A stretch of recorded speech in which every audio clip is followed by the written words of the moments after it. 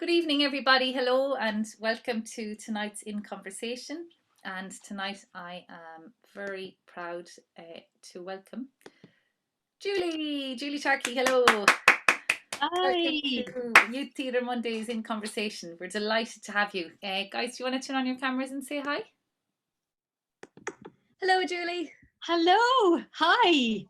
How are you keeping? I'm very good. Good. Hi, I'm Molly. Put on my glasses like an one. Like Hi, myself. members. How are you? Hi, guys. Thanks for being here. Thank you. And thanks, Catherine, for inviting me for this little chat. It's lovely to be here. We're And delighted to have you. No, it's great because we've been having many chats uh, ourselves. So it's lovely to share your lovely kind of just your lovely way. Is the only way I could describe it. You have a lovely way about you, so it's lovely to share Catherine, it. A lovely way to share it with the gang. Yeah, so we're going to jump right in. So Julie is another fellow Roscommon lady like myself, and from Balladreen. So we're delighted to have her here this evening. So we're going to start off by just maybe telling us about where does your interest in theatre and drama come from?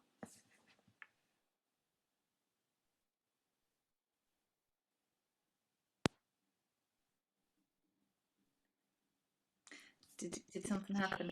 and have oh, me? Oh yeah. Oh, there you Something you froze there for a minute. As I do. did I? Okay. Oh, sorry. So yeah, look, I think I was chatting to you about this, Catherine. Like I didn't, there was no youth theatre like when I was in school, or we didn't do any plays really in school. We did a bit of score, like scoring an og and stuff like that. And um,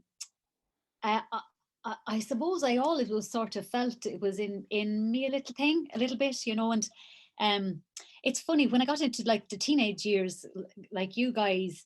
I remember kind of being in school. You know, people would say, "What would you like to do when you grow up?" And you know, "What would you like to do when you leave school?" And I always just loved the word theatre and the word drama, and I noticed it all the time, like in relation to hospitals theatre. If I read it somewhere, or I just had a kind of a draw to it, and I suppose like I would have made up plays myself, like and then when I was in junior cert, we got to do a play, a musical, Calamity Jane, and I just thought, here, this is home. This is lovely. And I remember going to the principal then and saying, "Do you know something? I think I'm interested in drama," and she told me about her nephew who was an actor and didn't give me any more advice than that. So this is so green, but I actually just rang the Gaiety Theatre and said, "How do you become an actor?"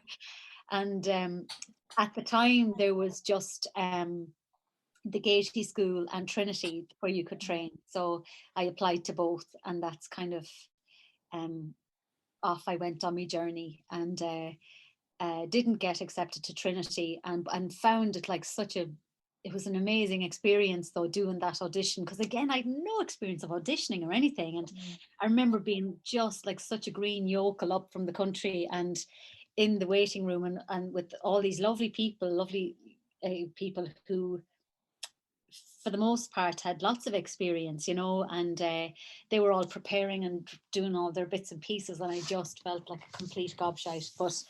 Um, but did grand, and anyway got accepted into the Gaiety. So that's how I kind of headed off then. Yeah. Good stuff. Yeah, very similar to myself, really. So in nearly every aspect of that as well. Yeah, go And away. applying for Trinity as well, and that going up as well, and Jeannie Mac, and you were like, oh my God, Steve felt Yeah. like you stuck out like a sore thumb. But yeah, and I had got offered a place then and everything then as well, but then I lost out on it with like points. The points went up Oh gosh, okay. crazy, Yeah. and I lost out by like 10 points. Yeah. Well, Yeah. do you know, funny thing happened to me, like, because when I did my leaving, I didn't do great in it, but the only thing I ever wanted to do was nursing, like, and I still, if there was anything else I'd do nursing, like. But um when I got the whole theatre thing and I made the contact with with Trinity and Gaiety, I was so excited about it. And when I was accepted to the Gaiety, I that was a beautiful audition process because you got to perform your own pieces of contrasting nature, but you also got to workshop with the group. And I really loved that. That was the first time I'd ever done anything like that. Yeah. But they offered me the fucking place, excuse my language. And I decided not to take it. I went back to repeat my leaving because I got a fairly crappy leaving. And of course, I had just a little bit of advice from my parents, which was, well, it's always good to have a sort of a backup or have a little bit of a better whatever. I don't know. So I think I was as green as anything. So actually, it was a really good thing in many ways for me to go back to repeat my leaving, and got a better leaving cert, got nursing, was heading to Galway to do nursing. And then I got a call from the Gaiety to say, you know, we still have your place. Are you interested in coming? And I went up to just meet them. And of course, I think it was starting the following week, and ringing home going, Mom, I'm going to the Gaiety. It starts on Monday. And my mum going, yay. Good stuff. But yeah, but it was a great year. That year that I didn't go, it was Aisling O'Sullivan, Don Wycherley, Stephen Kennedy, all those great heads were in that year. Yeah. And actually Gary Hines at the time was artistic director of the Abbey, and she did take a number of those graduates in at that time. But I'm glad I went back to school, because actually I wasn't ready in myself to kind of get stuck into it. But anyway. So were you 18 then the second time round? No, they just offered me they said the place was, they kind of deferred the place for me, I suppose. So they just offered it to me then and said, do you want And were you 18 at the time then? to come? Are you ready? The place is here. So, yeah. Oh, very good. And then you went on then to UCC, should I say? Yeah, well, that wasn't until much later actually, because I did the 2 years in the Gaiety, and then like we had a great administrator there, and teachers there, and it's much changed now since then. But you know, a really strong work ethic, like never, like Richard Cook used to be the administrator there. He went on to kind of set up the Cat Laughs and is very successful in his own right as a producer and everything. But he used to always call it the Bewley syndrome. Whatever you do, don't fall into the Bewley syndrome, which is, let's go to Bewley's for coffee and talk about stuff we're not doing, or plays we're not writing. Write the bloody play, and you know, don't be waiting for the phone to ring. Write the play, get people to come and see you, send the invites, write something, keep acting, keep working. And that has always kind of been my thing. So right from when I graduated, myself and a friend set up a theatre company in Carlow, all over places, because she was from out the road, and they had this beautiful 80-seater theatre underneath under a pub. And they gave it to us. They said, do you want to be our resident company and you can have the theatre? And we said, yeah. Nice. And it was awesome. We wrote plays, we put on plays, we set up a youth theatre, and we got going. But we hadn't Rex, like, so we always said, if we ever get offered a job, let's take it. So I got offered a job with Wonderful Graffiti in Cork, which is the theatre and education company. And there my love affair with Cork started. So Neil, sure, Jesus, he couldn't be a better company. Yeah, absolutely. And so I worked with them for, like, I think probably 5 years, because the tours were very extensive, like 5 months tour and that kind of thing. So but it was a wonderful place to learn your craft, because, as you know yourself, a school's audience will tell you pretty soon if they think it's crap or if they think it's awesome. And you get in, you get there, you set up, you do all, you know, there's nothing. It's just a real good grafting, good way to learn your trade. And I'm really grateful for that. And sorry, you asked me about UCC, so it was much later on then. I sort of came away from theatre, got into film, writing films. And then I just decided to go back, because with the Gaiety, you know, it wasn't affiliated with any college. You didn't come away with your degree. And I just, for my own self, I just always felt I'd love to just be able to say I have an accreditation, is that the word, or just qualification? Accreditation. So I went back to UCC and did my MA, and I did a diploma first in kind of drama and education, and then did the MA, and that was divine. That was heaven on earth. And again, I was an old fart doing it, but I think it was the right time for me. And I was worried too, certainly, that I wouldn't be able for the academic side of it, because I'm not academic. I don't have great experience in assignments and essays and all of that. And the college were extremely helpful in that respect, and so was my very good friend. But I did need help in that side of things. But in terms of the work and creating work, that was my fear, that we wouldn't be creating. We had like a bunch of awesome women tutors, Roisin O'Gorman, Bernie Cronin, and they were like, every week you were either working on your own, working with the pair. They were setting awesome tasks every week. So every week you were having to prepare a piece to be presented, and it was class. Yeah. That's the thing about some of them MAs. Some of them can be very heavy, kind of academically, and then Yeah. because I know when I did my MA as well, it was really academic, Wow. and I'm so like you, and I wanted the practical end, and I was gutted actually with it. I was really disappointed in it, because it was just But so. you have the head for that, Catherine. I'd say like you're good with the old books, maybe. Put me in a room. Put me in a room any day. Yeah. I'm much more practical, hands-on, actively doing than sitting like this on the screen. Yeah, for sure. I much prefer. I don't mind. I'm a bit geeky. I do like research and I do like writing. But put me in a room any day. Yeah. You know. And then I didn't realize that you were in City as well. In what? In City with In New York. Yeah. Yes. But that was not. That was like a training course, one of their training courses. Yeah. Yeah. I was there as well. Oh, lovely. Yeah. Oh my God, yeah, that was class. Oh my God, although I could hardly walk for like Ever. Yeah, brilliant torture. though. The best training. I think that was the best training in my life. Was it? Yeah. I wasn't sure. You see, I'm a bit, this is a bit gimmicky. I do sometimes. That's yeah, I did. I loved it. But it was a bit of an extreme sport, extreme sort of theatre for Really me. extreme. Yeah. Yeah, like I think we worked for like 30 days straight or something. Yeah. Oh my God, did you do the Saratoga thing? Is that Summer, what? Oh, jeepers. Okay. yeah. Wow. A couple more weeks. Wow, Catherine, beautiful.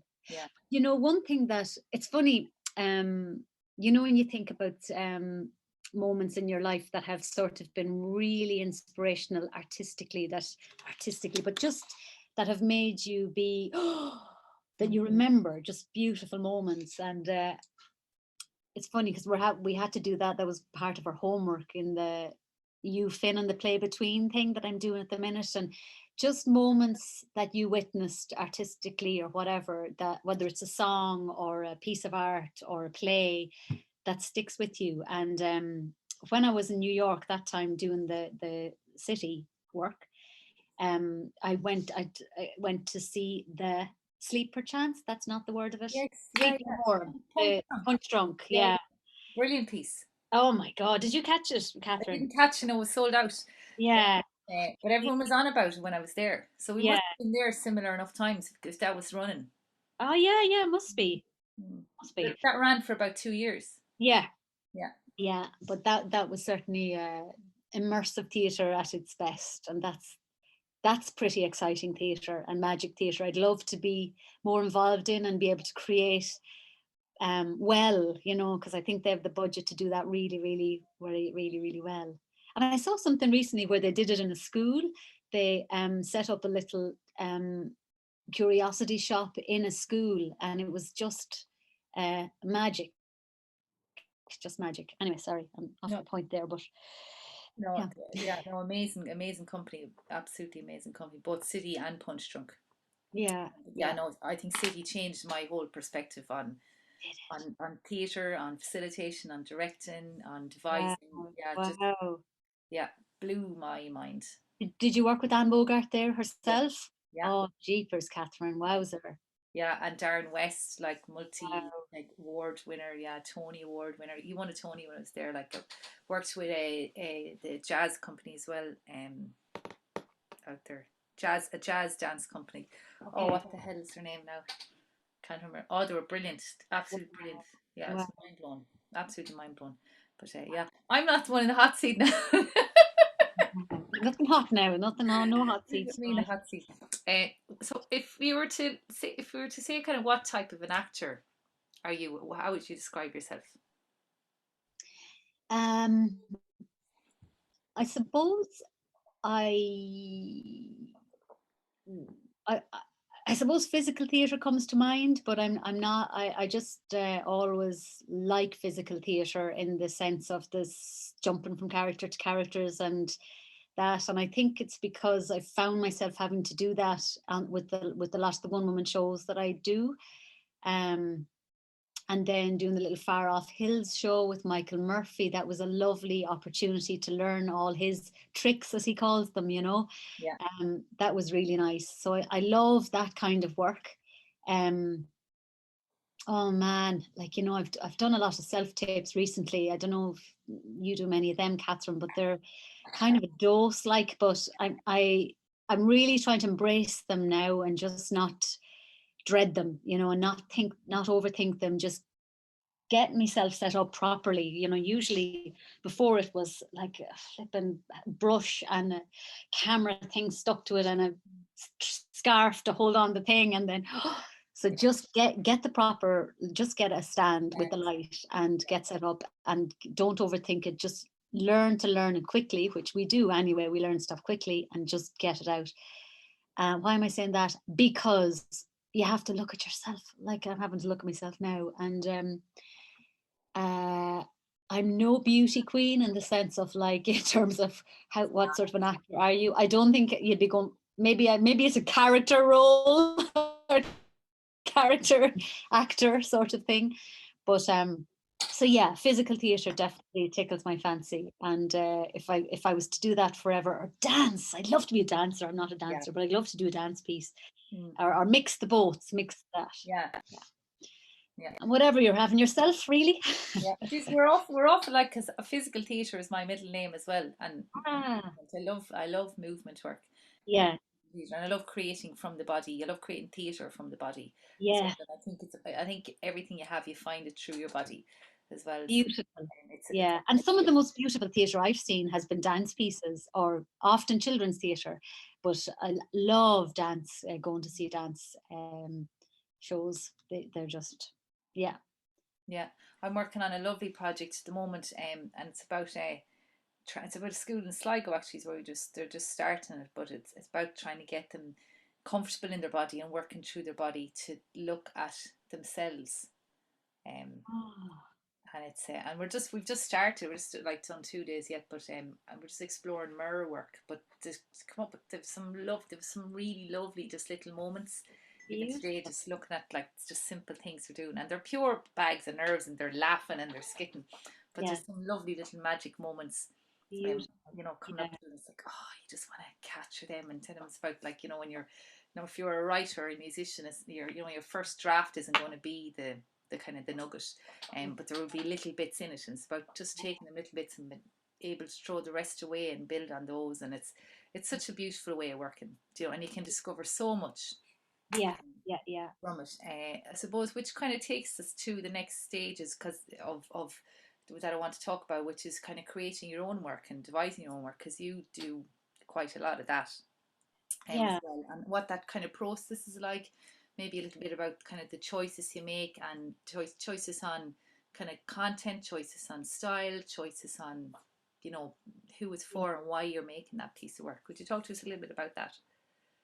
Yeah, I will. Like, I suppose what comes to mind immediately is just the little show that I'm doing at the minute, or working on at the minute. It's in kind of post production now, and as in it's a children's play called An Ant Called Amy, and that's I suppose, like, it's just an idea, I suppose, comes to you, maybe, whether it's something you've experienced in your life, and or for me it was an event in my life that I went through. And funny, in dealing with it or thinking about it or processing it, I seemed to be putting little stories around elements of it or something like that, and it seemed to be stories that fit in the children's theatre world.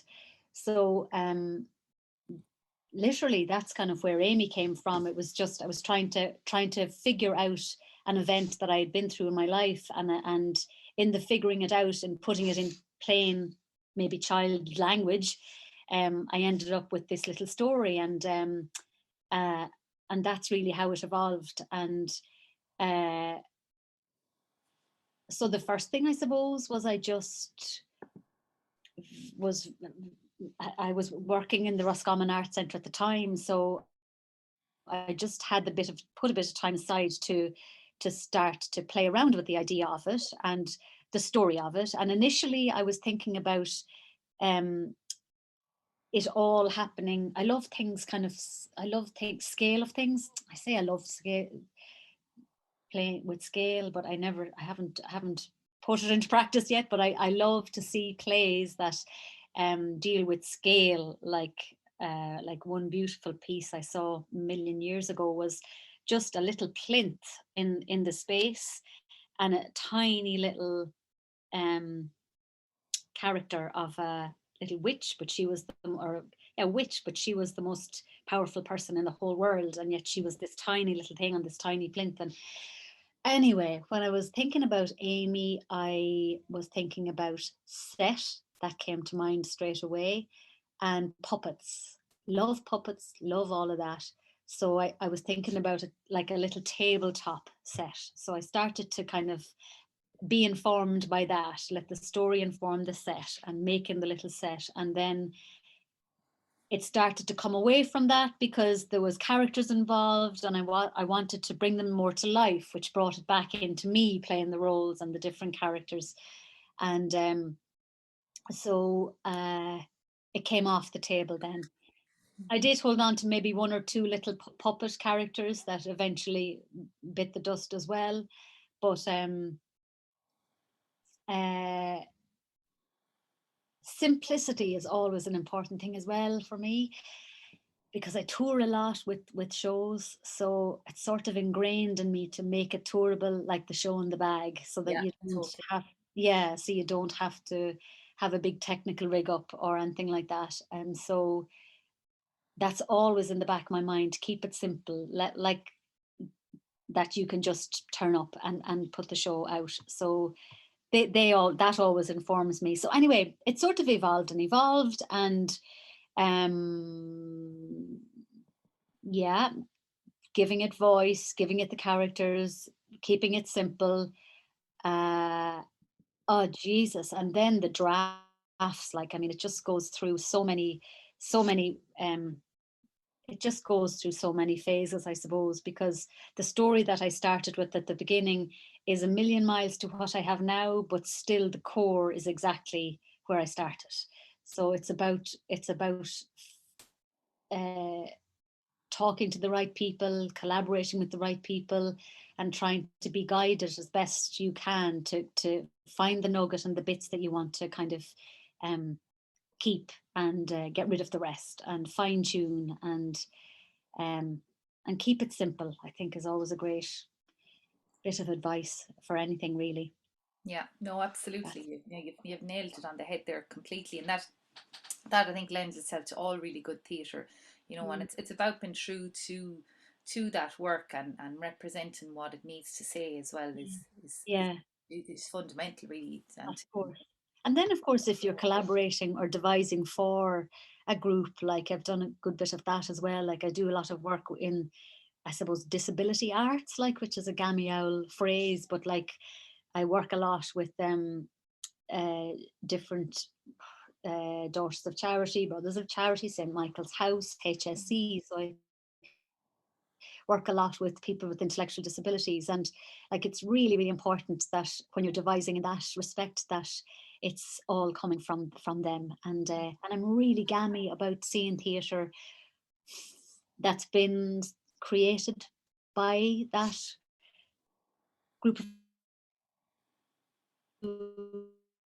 structured to sector or somebody else, and um that doesn't sit very well with me. So anyway, I think it's really important, yourself, when you're devising with the group, that the ideas, the source, it's all coming from the group. So um yeah. No, there has to be truth. No, absolutely, definitely. And maybe, like maybe because I was going to come to it later on because you've touched on it now. Do you want to tell us a little bit about that work you do? Yeah, I guess with the HSE and stuff like that. Yeah. Yeah. So uh well, I guess I'm not a drama therapist because I suppose a lot of that world is drama therapy, and I suppose I've never trained in that, and it's I suppose I feel that that's a very valuable role and a very valuable thing, but that's not what I offered, you know. And Yeah. um, I suppose what we do is we just have the best of fun, but like primarily it's about um, building relationships with people. Really, you spend a lot of time um, doing that, and then it's only in the long after you've been with people for a long time. Of course, you're creating all the time and working all the time, but it's only in the being really familiar with each other and friendly with each other and trusting with each other that you get to do the juicy stuff or the real Yeah. gorgeous bits come up, you know. And um that's the dog at the door, sorry. That's all right. And all right, I'll just let him in if Go you on. don't mind. My dog usually makes an appearance. Yeah, you're one betting me to it this evening. These animals like to be on stage. What kind of dog, I wonder, does she have? Actually, I don't know. Come on, buddy. Come You up, might. you go. Woody, is it? Buddy, yeah. Ah, look at him. Aren't Oh, you beautiful? gorgeous. Buddy, bud, where's the birdie? Where's the bird? What kind of dog is he? He's a cross between a Pom and a Jack Russell. He's So my very, guy's a Jack Russell Cross as well. no way. Yeah. Are you the best boy, bud? Anyway, I'll put him out now. Come on. Bud, I'd say Bud and Caesar get on well. We leave Caesar out for now until he comes up. No doubt he usually comes up near the end. He's telling me the time is nearly up. Yeah, no, Yeah. you know, Um, working with young people and with adults and disabilities, it's such a rewarding work as well. Because I've done quite a bit of it as well with different special schools and with the Brothers of Charity as well in Galway and Muscle Dystrophy Ireland and the yeah. Dunam and the Kushla Centre as well. And you know, but it is to do take and Blue Teapot of course in Galway. I've worked with them on and off for years, but it is it does take a lot of time and it's a different way of working and it's a different kind of approach. Oh, but it's magic, like, and I suppose we used to run this. We I suppose most of my work was with the HSE. When I lived in Cork, I was there for about 20 years nearly, and the we had been involved in this thing called, what the hell was it called? The Irish.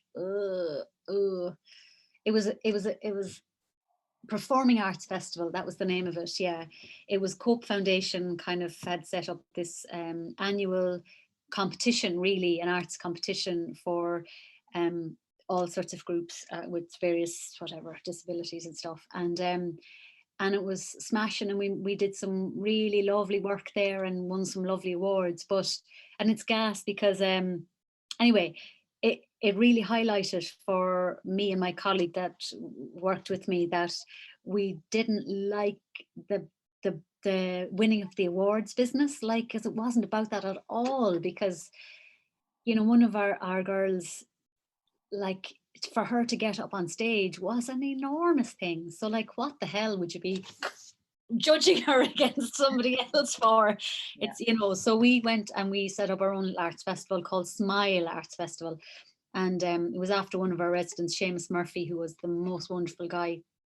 So S for an M for smile. And anyway, and so we invited all of, I suppose, different organizations and stuff to just come and be involved in this festival for a couple of days and present your play or your music or whatever, and let's just have the crack and do classes and workshops. And that was just glorious. And like, you'd learn a thing or two because there's no it's just that living in the moment, and it's a beautiful thing because that's what acting, of course, is all about. You just have to be absolutely in the moment. And um you know, like uh I'm thinking about, like, when for example, when they finish, when like the groups would finish their play, there'd be no kind of serious bowing or anything like that. It'd be like, great, we did a brilliant job, lovely, who's next? And it was gorgeous. It was just a lovely, yeah, just a lovely thing to experience. There's honesty to it, isn't And there? honesty, that's the love, that's the word to it, surely. And also like um any bit of music that was on stage, people just got up and danced, like, and I've done that myself at times since then, and it's often kind of been a bit, what the fuck is everyone doing? But anyway, Spontaneity. spontaneity, Yeah. spontaneity, yeah. And but it's amazing work. I love it. I find it. I learn as certainly as much as I hope I get out of it as much as they get out of it as well. And it's important work because it's sort of different now in terms of where I worked. It was a the old kind of ward system, you know, which is gone now in the last couple of years. That's just gone. But all the extracurricular stuff is just really, really, really important. And also the opportunity to turn the tables. Like, we did this beautiful radio drama, was one of the things with the All Community Radio. And again, we devised it with our residents, with our clients, and they are service users, as it was the title at the time. But we created this wonderful soap called the Delaney's, with all the different characters in it and families in it. And we really worked hard at getting the staff to be involved as well. And that was just marvelous, because we all would have to go down to the studio, and where the guys were well used to performing and hadn't not a bother, the staff were now the ones that were like with getting all gammy and odd. And it was a lovely reversal, because our guys could just sort of say, it's all right, you're going to be fine, just do this and do that. And so they had lovely ownership over it, you know, and over their work. Yeah, it brings a whole other level to it too. Like that, when the kind of care providers and assistants and helpers do kind of really get involved in it, and, like, they see another side to them as well, and it's They like do, and they're blown away. Like, yeah, absolutely, yeah. And we've made a couple of films, and that was really special to have a proper premiere, and to have, you know, just to get the recognition they deserve, and for staff to see other capabilities and possibilities, you know, that people have. yeah, So, and also to take away some things that, you know, where else they can go, you know, things themselves, seeing other kind of, you know, ways of communicating, and other ways other ways to kind of, you know, be expressive and express kind of feelings, and, you know, to break through barriers and lovely. I think it'd be a nice opportunity now to maybe just to show, you'd send on a couple of clips. We might show them now, if that's okay, if you don't mind. a couple of pics, A couple of pics. Just have to share the screen. Here we go. Can you see that there? Oh yeah.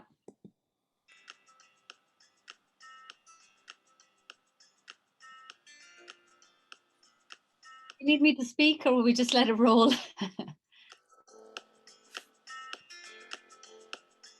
No, we'll let it roll. Yeah, we can speak maybe afterwards. I know the writing has come up a little bright there. That's unfortunately. Okay.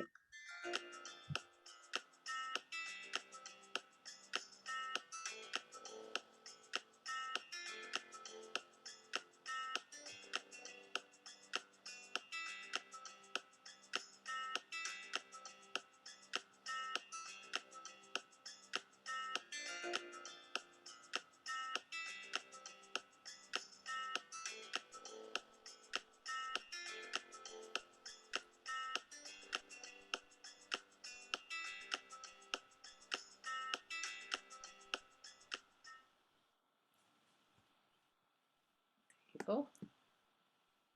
There you go. Yeah, no, it's lovely. Yeah, and you sent on that lovely storyboard for the ant called Jane. And I was really delighted to see it, because again, the more I get to know you, the more we chat and work together. I do that with all of my shows. Go away, do you? More or less, literally the same. I have books of them for every show I do. Yeah, and I've never seen anyone else who does it the same way as me. So it's like, Oh, well, yeah, look, but I better just say I'm not quite as I'm not. The reason I suppose I don't usually do that, Catherine. So you might be on your own there. Yeah. But I see Rona's there as well. How are you, Rona? hi Rona. Um, that's simply because we had intended to put on Amy as a regular theatre production last year, but of course it didn't happen. So I was offered the opportunity to film it for Crinne na Nog, and so that was the most strangest, not strangest, but it was different because you had to come at it with a film hat on. Basically, you're now working with a film camera girl, cinematographer, and so yeah, we wanted to kind of. I wanted to be very filmic, but I didn't want to lose the theatre side of it either. Um, so I just had to storyboard it like you would storyboard a short film, and take it from there. So that's where that came from. But funny enough, when I was way back in the very early stages, when I was telling you about the story, I did actually storyboard it. Yeah. So I often work visually, like yourself, probably draw things, even if I'm at a meeting, I'll often sort of find I draw it instead of write it sometimes, but anyway, so that's the little storyboard from Amy. Yeah. Yeah, no, it was lovely. So I was like, oh my God, I just seen it. I think I do it for a memory. Yeah. Oh yeah, Especially when you're working with a big cast or something, or it's a long play and there's so many moving parts. I think it's just really kind of just really quick. And also I find for when it comes to kind of blocking and lights and sets and stuff like that, that it's really handy just to have that as a reference to, especially when you're plotting lights, when you're just in the theater, like with the technician, yeah, where you have all your guys in for hanging. It's just a really quick bam, bam, bam, bam, bam. I want this. So yeah, brilliant. it's a really quick reference. So it's a really good. Yeah, I find for myself, everyone has their own kind of yeah, absolutely. I suppose to know with it. And then when it comes to like plays, then you've done yourself that you haven't kind of devised or written. Yeah. What do you look for in a script? What do you look for in a good script? I think it's the story, I suppose, that just triggers something, or um wait, I see now, like Future Proof, for example. That was a gorgeous little script. That's Linda Radley, and that was a couple of years. I did that a couple of years ago, maybe 2017, I think. Oh no, it wasn't 18. Anyway, whatever. But yeah, so that was a really interesting script about uh, people who had various oddities, like the freak show, the old freak show thing, And what had happened is that your little look it. Told you he'd come up. Ah, Hello, Caesar. Yeah, go on. so he's across as well as Ross as well. He was a rescue like oh, look at several him. years ago. Oh, Yeah. beautiful, beautiful. That was, yes. So basically, it was the premise being it was a traveling show of freaks, like a freak show. I was a conjoined twin, and what had happened is that our oddities had now become kind of dull. People weren't coming to the show anymore. So the guy who was running the show, the showman, decided that we needed to undo our oddities to make us kind of quirky again. So, like for the fattest man in the world, he was now going to become really thin, or for the the bearded lady was going to lose her beard, or the conjoined twins were going to be separated. So that was really interesting. That was a lovely, interesting script. Um, Far Off Hills, then again, was absolutely the physical element of it. It was going to be a very physical piece of theatre where there were four of us doing multiple roles. So that was going to be a real physical challenge. So that was that, and then language, I guess. Shakespeare, you just have that challenge of the language and mastering it. So there's all sorts of different things. And then of course the director, there might be a great director associated with something, or a cast, someone in the cast that's, sometimes it's when it all comes together, it's just like a beautiful suite, it's Yeah, I think sometimes then it's just intuition as well. Now sometimes you just know when something is right. Yeah, yeah, If absolutely. something isn't. And of course, like, let's be honest as well, like, when a job comes around, you're gonna take it if it's gonna come your way, because it's, do you know what I mean? You want to work, you just want to work, and that's why it's really important to just be nice, just get out, be professional, do your job really well, and be kind and be nice to people and do your job well, and it will stand to you. Because I know myself that, the companies that I worked for from the early days are my are close friends, and you just form relationships, and close good relationships, and learn your craft and do it well, and just respect your fellow cast people, and work hard, because it's, you got to work hard, you got to be able to graft for sure. Yeah, and you always need to continue there.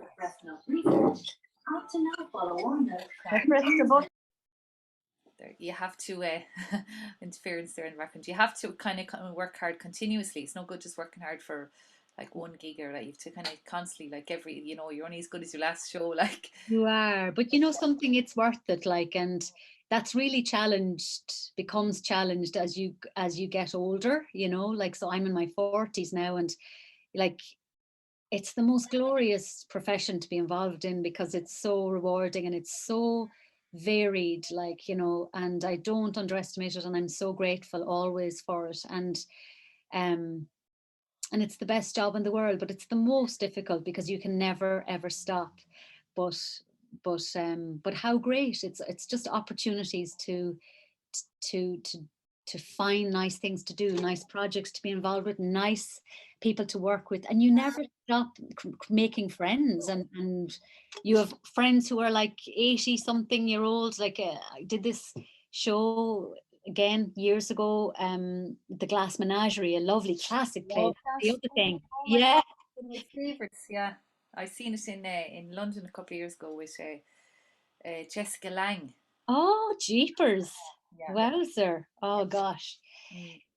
Anyway, so my mum, Barbara Babcock, played my mum. She was is a lovely American actress, and we became great friends. And she's in her 80s now, and like, and then I just did a Barnstorm show, the last show before COVID, and gosh, I was the oldest one in the pack. Like, they were all just out of the Lear, out of wherever, and you make great pals, So you just never stop kind of experiencing life and the world, but but work hard, and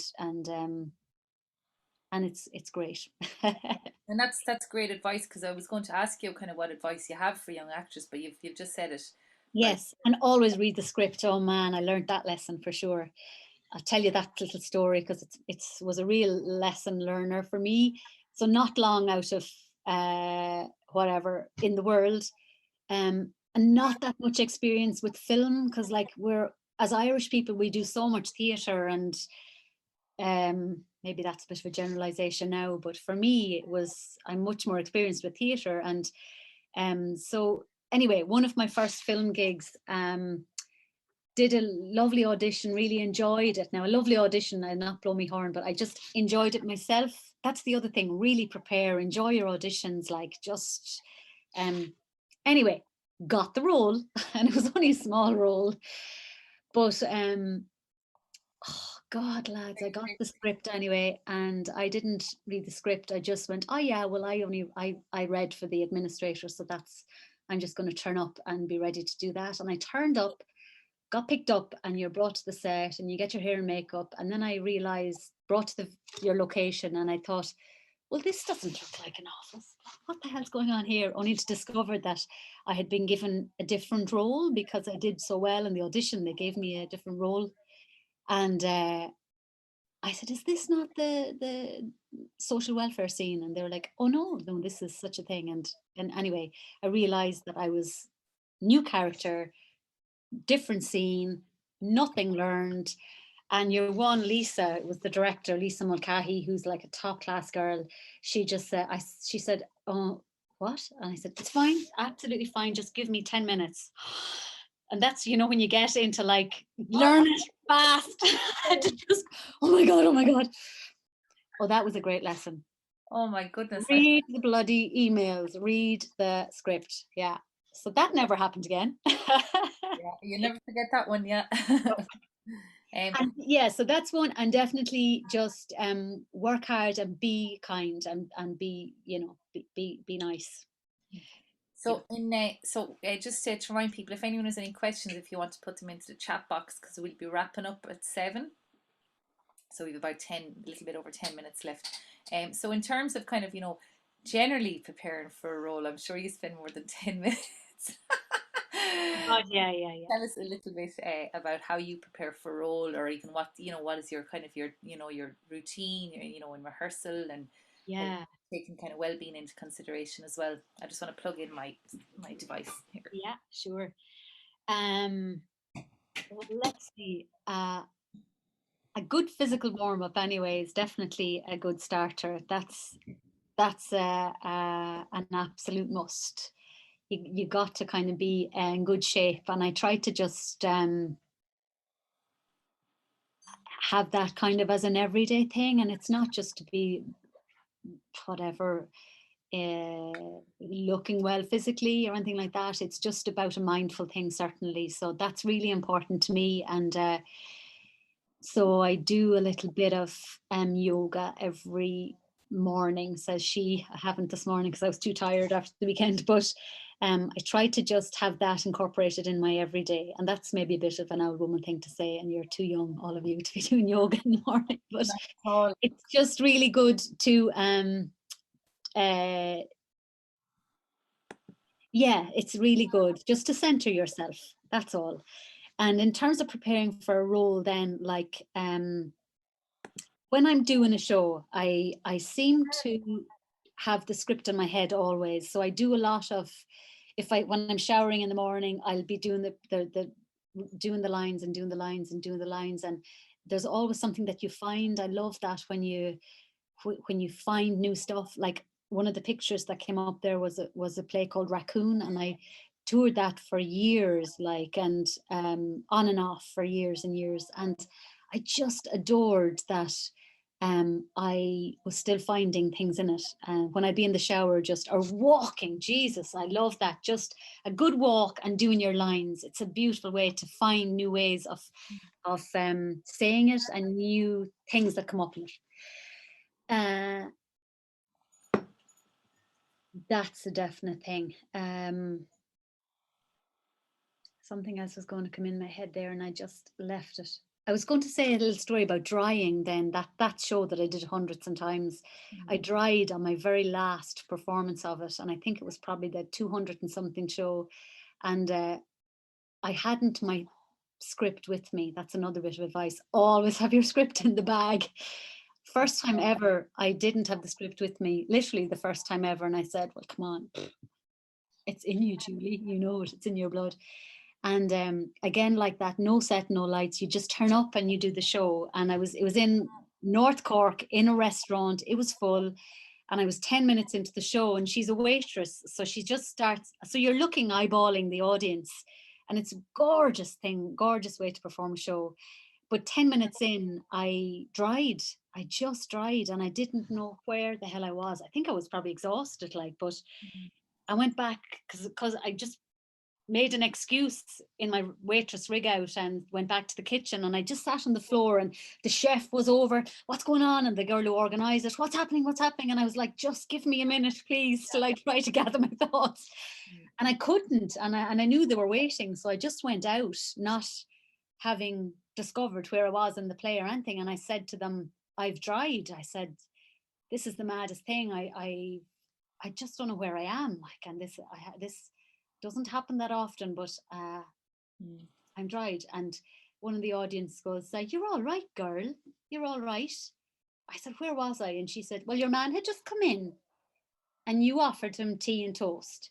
And I said, okay. And so I did the line about the tea and the toast. And then I slowly got off and took off again. Oh my God. It was magic, and it was terrifying, and it was everything. So, and that, in terms of preparation, I was there like 2 hours before. I had a huge, big physical warm-up done, vocal warm-up, massively important. That's as important as your physical. I was ready to go, and still just stuff happens. But that's how incredibly difficult and bonkers a job it is, that you just put yourself out there, and sometimes it doesn't come out and you have to dig your way out of it. And yeah, that's what happens. So physical warm up, vocal warm up, and keep repeating those lines and find the magic. And that's probably enough spieling about that, is it? And it's a lovely point actually to, to come up that when that does happen, and how to overcome it, and everyone kind of, you could have, someone else could have, just wanted to leg it for the door, but you can't do that either, so no, that was really, really. And that's the gold dust. Sometimes that's where the absolute gold dust will come up, and the real magic moments. And yeah, and it's trusting as well, trusting your company, trusting your audience as well. Let's talk a little bit about touring, really, really briefly, because you've done quite a bit of touring, and toured for long spells at a time. Yeah, enjoy that experience. Love it. Yeah, still do actually. I think there's probably a bit of a nomad in all of us actors, really. I think, and yeah, I'm very comfortable with the bag and living out of the bag, and yeah, I just love it. I love being in different towns and being familiar with different theatres. And as you are, I'm sure yourself, Catherine, you just know who does the good sandwiches, backstage theatre, and all of that, and who's got the funny caretaker, and what's the gammy dressing room, and what's got the really bad acoustics, and where's warm. where's warm, yeah, and where's a real challenge to fill, and then the camaraderie. It's just about that. It's about the relationships, and just, I mean, the joy of it. I often sit in the wings and just look around when I'm getting ready to go on, and your other actors are on stage doing their thing, and you just look around going, Jesus, this is just the best ever. This is the best life ever. And how lucky, and all of the people that would have gone through that venue, and you never kind of lose sight of where you're at, because it's such a daft world. You could be you could be doing some really fantastic play one day in the gate, and then you're back on the road doing a little one-hander for very low money at the next time. So you've just got to take it all in, and love the journey of it. Yeah. There's two other questions I want to ask you, if we can squeeze them in. Yeah. I want you to tell our audience about your drive-in Beauty Queen of Lenan. Oh yeah, that was a gas. That was beautiful. Yeah. So that was a pandemic kind of little thing. I just wanted to engage with the community here in Bala, and so I just approached a few people to see if they would be interested in doing a reading of the Beauty Queen of Lenan, and just people from being around in Bala, I suppose, being back here, and seeing people locally, the hairdresser, the young chap that works in the shop, and the handyman, and just ask them, did they want to do this reading? And my family were in haulage, and so we just hopped up in the back of an Arctic trailer and curtainside trailer, and now curtained it off beautifully. And my brother is a musician as well, and so he has lots of, anyway, so he lit it really nicely. And so we had a lovely drive-in to evening of the Beauty Queen of Lenan. We rehearsed it for a good few weeks. They did super work, the guys, really top quality work. And so yeah, the cars came in, you tuned in on your car radio, and they honked their horns and flashed their lights when they were feeling, when they got a laugh, or when they were whatever, whenever they wanted. So it was just the best fun ever, and I'd love to do it again. And particularly, I'd love to do it a few times, but I'd love to engage now with the younger people, because I think that they have really struggled with flipping school and not getting to hang out, and first years not getting to experience first year properly. It's such an important time, like in year. So I'd love to do it again. Yeah. Yeah. Well, we might chat about that. Yeah. It was time. Okay, Molly Mew has a big long question, so I'm going to let you ask it yourself there, Molly. Good on you, Molly. Thanks. So yeah, thanks so much for coming on to chat to us, and your artistic journey is amazing. I've loved hearing about it. Just when you were talking there about when you stage something, you sketch it, and you work quite visually when it comes to staging something. I'm wondering, do you work the same when you're creating something? If you're writing something, do you see the images in your head before it's all down on paper? I do, yeah, usually Molly. Yeah, absolutely.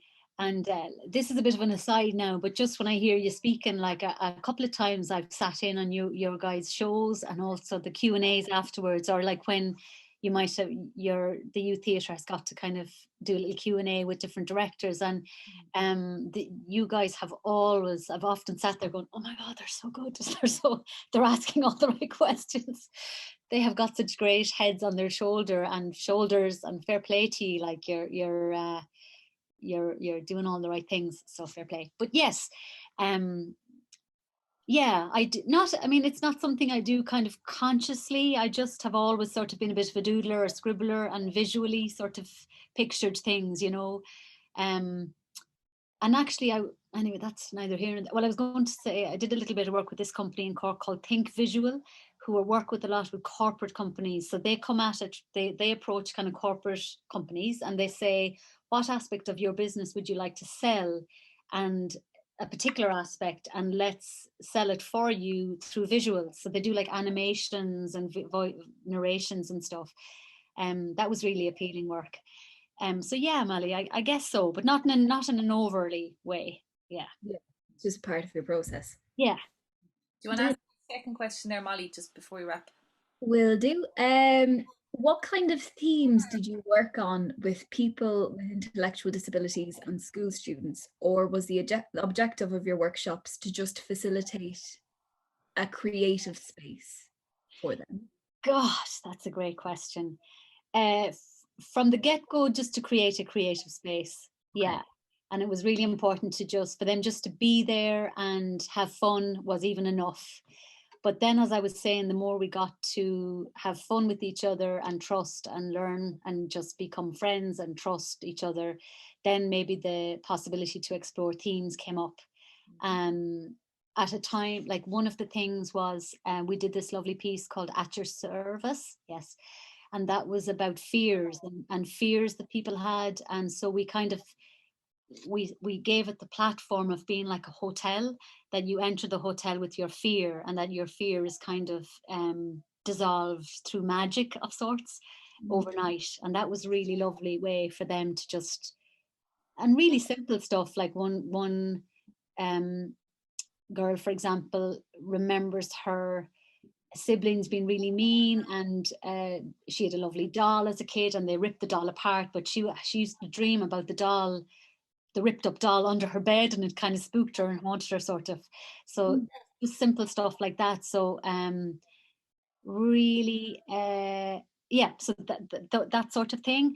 Also around the time that I was there towards the end, that whole thing I mentioned about the ward system and everything was filtering out. So now people were getting houses, and they now had to decide what color curtains they wanted, having never had a choice for anything. They never got a choice when to eat, when to do this, when to do that. And now they were being asked, well, what color cushions do you want, and what bedspread? And it was bamboozling and freaked an awful lot of people out, and was very, very, very unsettling for people. So it was a lovely opportunity to kind of talk about that, and home, and notions of home, and identity, and all of that sort of thing. So yeah, but all of that only sort of happens when you're really familiar with each other, I think, or at least it's harder to come in when you've only like 6 weeks. Here's a new bunch of people, create something based on that's. It's possible, but it's a little bit more of a challenge, I think, when you don't know them so well. Okay. Yeah. Thank you so much. Thank you, Molly. It was a bit long-winded answer, but no, it was a perfect answer. No, it was lovely, and it is a lot of that work is you find it as you go along. fine. Yeah, yeah. And you might go in and have an agenda and have a plan, but you have to be equally as prepared to throw it out, no more than when you're kind of facilitating with any group. Oh yeah, definitely. Have a plan, have an outline plan, but kind of listen to the group and go where the group, Yeah, bring you. yeah, definitely. is where the magic is. You know, we've Yeah. talked about magic a lot tonight, so we're going to talk one more thing, and we're going to wrap it up then. Okay. So, and what gifts do you think our work gives? Oh, here.